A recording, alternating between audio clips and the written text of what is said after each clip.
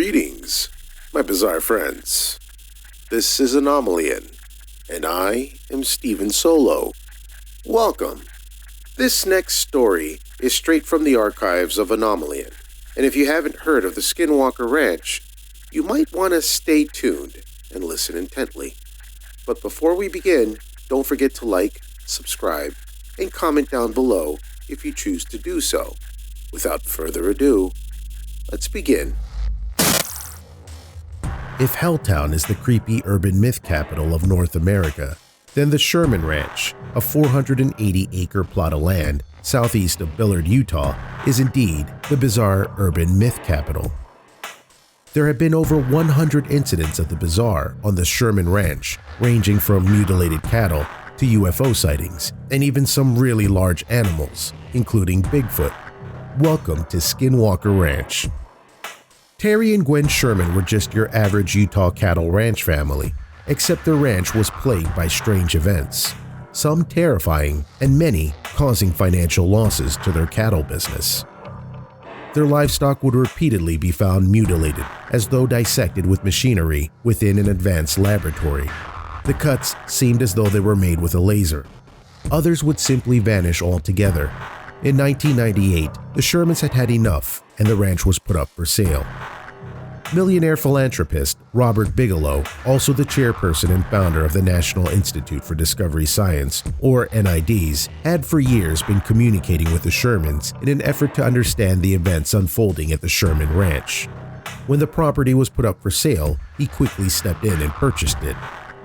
A team of researchers, surveillance equipment, and scientific instruments were moved in, making the old Sherman Ranch a seat for fringe science discovery. The ranch was unofficially renamed Skinwalker Ranch in respect to the Native Americans that had been witnessing and studying these creatures for centuries. Creatures that came by all descriptions, but that they called skinwalkers. The National Institute for Discovery, although entirely focused on the study of fringe science, is far from unscientific. Many reputable PhDs and even ex-military or NASA personnel are amongst the organization's researchers and consultants. I say that only because everything in this article from here on out is going to get very unbelievable. There is a very specific but unassuming spot on Skinwalker Ranch where some uniquely terrifying things have happened. In this spot, a researcher was threatened by a creature that he had stated blended with the scenery, rendering it almost invisible, not unlike the alien from the Predator movies. Curiously, the creature neither hid nor attacked the researcher. It just stood there, roaring and threatening him. In that exact same spot, an entire team of researchers witnessed a glowing door or a portal open in the empty space before them. A large humanoid creature crawled out from the portal, spotted the researchers, and quickly vanished back through the portal before it closed. In another incident on that spot, a PhD physicist was suddenly held motionless by an invisible force.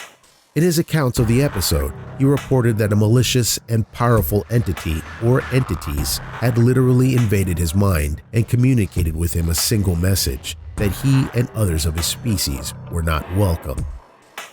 While this spot on Skinwalker Ranch may be the epicenter of these events, they are not all confined to the ranch itself. Junior Hicks, a retired school teacher from the area, has been attempting to catalog the strange events from the surrounding farms. He's cataloged over 400 incidents of UFOs, strange cigar-shaped crafts hovering at a low altitude, and zigzagging balls of light. Hick estimates that at least 50,000 residents of the region have witnessed one phenomenon or another. Many of these witnesses are the law enforcement personnel overseeing the community.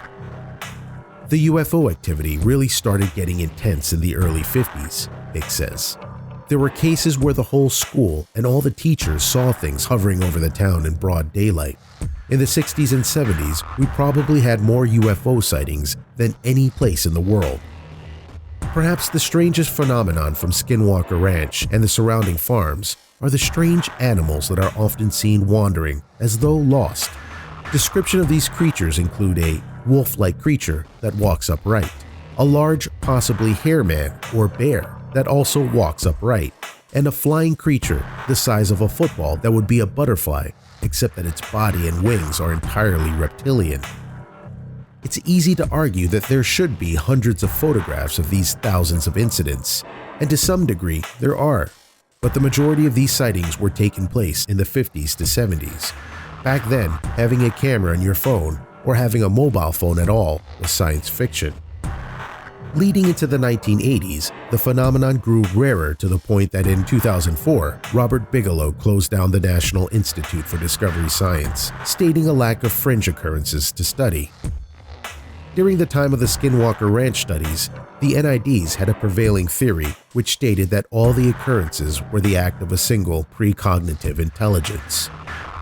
The leading researchers at the time explained, "It isn't as simple as saying that ETs or flying saucers are doing it. It's some kind of consciousness, but it's always something new and different, something non-repeatable. It's reactive to people and equipment, and we set up the ranch to be a proving ground for the scientific method. Science doesn't seem amenable to the solution of these kinds of problems."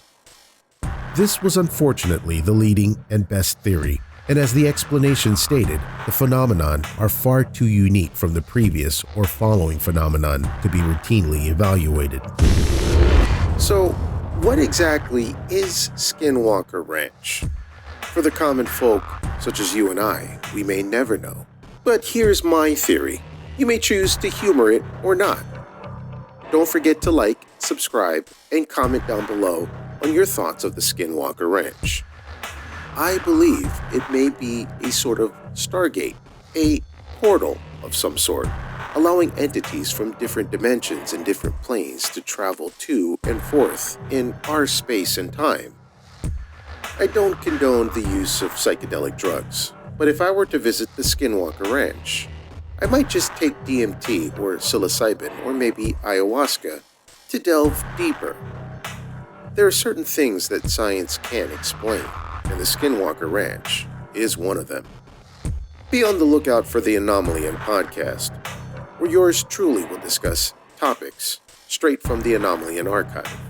And if you would like to be a guest on the Anomaly podcast show and talk about your experiences with the paranormal, email us at info@anomalyan.com.